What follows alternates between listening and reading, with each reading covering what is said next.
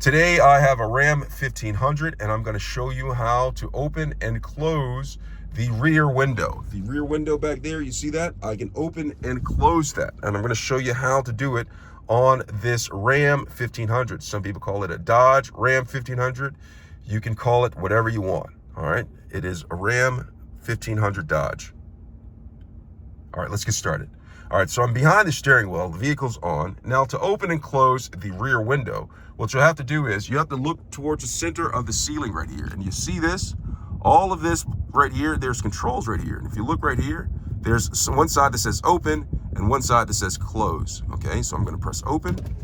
And when I do that, it opens up like that, opens up the rear window, just like that.